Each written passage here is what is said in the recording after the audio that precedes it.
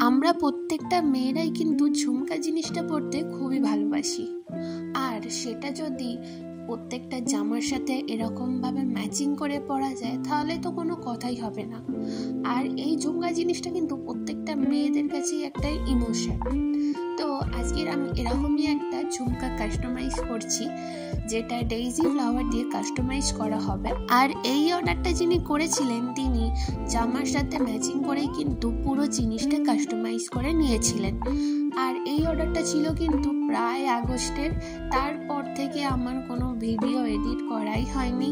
শরীর খারাপ, কালী পুজো, ভাইফোঁটা, তার আগে দুর্গা পুজো, এই সব কিছু মিলিয়ে মোটামুটি আমার আর সময়ই হয়নি। আর তার ওপরে সর্দি, গলা ব্যথা, যেটা আমার ভয়েস শুনেই তোমরা বুঝতে পারবে। তো যাই হোক, অনেক কষ্টে আমি আজকের ভিডিওটা পোস্ট করছি।